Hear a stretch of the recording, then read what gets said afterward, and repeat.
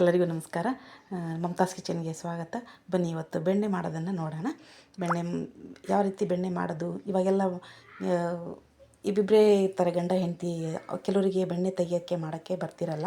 ತುಂಬ ಚೆನ್ನಾಗಿ ಹಾಲಿರುತ್ತೆ ಗಟ್ಟಿಯಾಗಿ. ಆ ಥರದ್ದನ್ನೆಲ್ಲ ಮಾಡೋಕ್ಕೆ ಸರಿ ಹೋಗ್ತಾ ಇರಲ್ಲ. ಅದಕ್ಕೆ ಅದನ್ನು ಯಾವ ಥರ ಮಾಡೋದು, ಬೆಣ್ಣೆ ಯಾವ ಥರ ಮಾಡೋದು, ತುಪ್ಪ ಯಾವ ಥರ ಕಾಯಿಸ್ಕೊಳ್ಳೋದು ಅನ್ನೋದನ್ನು ಹೇಳ್ಕೊಡ್ತಾಯಿದ್ದೀನಿ. ನೋಡಿ, ಅದನ್ನು ಕೆನೆ ತೆಗೆದಿಟ್ಟಿರ್ತೀವಲ್ಲ, ಒಂದು 15 ದಿವಸದ ಕೆನೆ ಅದು ನಮ್ಮದು. ನೋಡಿ, ಅದನ್ನು ಮಿಕ್ಸಿಗೆ ಹಾಕ್ಕೊಂಡಿದ್ದೀನಿ. ನೀರು ಹಾಕ್ಕೋಬಾರ್ದು, ಮೊದಲು ಹಂಗೆ ಮಿಕ್ಸಿ ಮಾಡ್ಕೋಬೇಕು. ಮಿಕ್ಸಿ ಮಾಡಿಕೊಂಡು ಆಮೇಲೆ ನೀರು ಹಾಕ್ಕೋಬೇಕು. ನೋಡಿ, ಒಂದು ಡಬ್ಬಿ ಮಾಡಿ ತೆಗೆದೆ ನಾನು. ಇವಾಗ ಈಗ ಮತ್ತೆ ಇನ್ನೊಂದು ಡಬ್ಬಿ ಮಿಕ್ಸಿ ಮಾಡ್ಕೊಂಡಿದ್ದೀನಿ. ನೋಡಿ, ಅದನ್ನು ಬಂದಿದೆ. ಇವಾಗ ನೀಟಾಗಿ ಬೆಣ್ಣೆ ಬಂದಿರುತ್ತೆ. ಇವಾಗ ಆಗಲೇ ನನ್ನ ಕೈಲಿಂದ ಹಿಡ್ದೆ ತೋರಿಸಿದೆ. ಇವಾಗ ಇದನ್ನೆಲ್ಲ ಒಟ್ಟಿಗೆ ಒಂದೇ ಪಾತ್ರೆಯಲ್ಲಿ ಹಾಕ್ಕೊಂಡು ಅದಕ್ಕೆ ಚೆನ್ನಾಗಿ ನೀರು ಹಾಕ್ಕೊಂಬಿಡೋಣ.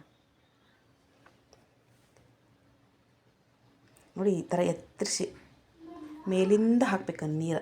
ಅಂದರೆ ಬೆಣ್ಣೆ ಎಲ್ಲ ತುಂಬ ಗಟ್ಟಿಯಾಗಿ ದುಂಡಗಾಗಿ ಬಂದುಬಿಡುತ್ತೆ, ತುಂಬ ನೀಟಾಗಿ ಬಂದುಬಿಡುತ್ತೆ ಅವಾಗ.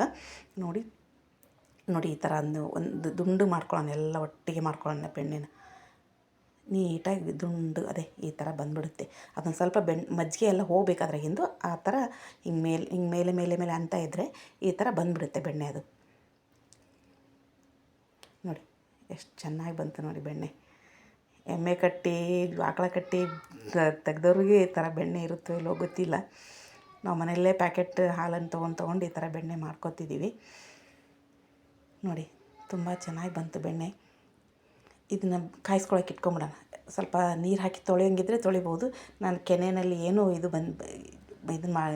ಗಲೀಜೇನು ಇರೋದಿಲ್ಲ, ಕೂದಲು ಪಾದಲು ಆ ಥರ ಏನೂ ಇರೋದಿಲ್ಲ. ಹಾಗಾಗಿ ನಾನು ಡೈರೆಕ್ಟಾಗಿ ಇಟ್ಟುಬಿಡ್ತೀನಿ, ಅದನ್ನೇನು ಇದನ್ನು ಮಾಡೋದಿಲ್ಲ ನಾನು. ನೋಡಿ, ಇವಾಗ ತುಪ್ಪನೂ ರೆಡಿ ಆಗ್ತಾಯಿದೆ. ನೀವು ಯಾರಾದರೂ ಫಸ್ಟ್ ಟೈಮ್ ವಿಡಿಯೋ ನೋಡ್ತಾಯಿದ್ರೆ ಸಬ್ಸ್ಕ್ರೈಬ್ ಮಾಡ್ಕೊಂಡು ನೋಡಿ, ಹಾಗೆ ನೋಡಬೇಡಿ.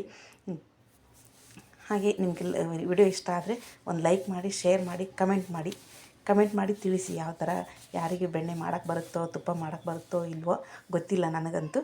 ನಾನಂತೂ ಹೇಳ್ಕೊಟ್ಟಿದ್ದೀನಿ. ತುಪ್ಪ ರೆಡಿಯಾಗಿದೆ. ಇವಾಗ ಅದೊಂದು ಸ್ವಲ್ಪ ಆರಿದ ಮೇಲೆ ಅದು ನಾವು ಗುಳ್ಳು ಹಾಕೋದು ಅಂತೀವಿ ನಾವು. ಇಲ್ಲಿ ಕೆಲವರು ಅರಿಶಿನ ಹಾಕ್ಕೊತಾರೆ, ಕೆಲವರು ಖಾರ ಪುಡಿ ಹಾಕ್ಕೊತಾರೆ. ಆಮೇಲೆ ಬೆಣ್ಣೆ ವಾಸನೆ ಇತ್ತಂದರೆ, ಹೊರಗಿಂದ ತಂದಾಗ ಬೆಣ್ಣೆ ವಾಸನೆ ಇತ್ತಂದರೆ ಅದಕ್ಕೊಂದೆರಡು ಏಲಕ್ಕಿ ಹಾಕಿ ಕಾಯಿಸ್ಬಿಡಿ. ಅದು ವಾಸನೆ ಎಲ್ಲ ಹೋಗ್ಬಿಡುತ್ತೆ, ಚೆನ್ನಾಗಿ ಬರುತ್ತೆ. ಅಕಸ್ಮಾತ್ ನೀವು ಹೊರಗೆ ತಂದು ಕಾಯಿಸಿದರೆ. ನೀವು ಮನೇಲಿ ಮಾಡ್ಕೊಂಡದ್ದು ಏನು ಹಂಗೆ ಸ್ಮೆಲ್ ಇರೋಲ್ಲ, ಚೆನ್ನಾಗಿ ಬಂದಿರುತ್ತೆ, ಏನು ತೊಂದರೆ ಇಲ್ಲ. ನೋಡಿ, ಇವಾಗ ತುಪ್ಪ ರೆಡಿಯಾಗಿದೆ. ಈ ಥರ ತುಪ್ಪ ನಾವು ಮನೆಯಲ್ಲೇ ಮಾಡ್ಕೊಂಡಿರೋದ್ರಿಂದ ನನ್ನ ಮಕ್ಕಳಿಗೆ ಅದೆಲ್ಲ ತಿನ್ನಿಸೋದಕ್ಕೆ ತುಂಬ ಚೆನ್ನಾಗಿರುತ್ತೆ. ಅದಕ್ಕೆ ತುಂಬ ಚೆನ್ನಾಗಿ ಘಮ್ ಅನ್ನುತ್ತೆ ತುಪ್ಪ. Thank you.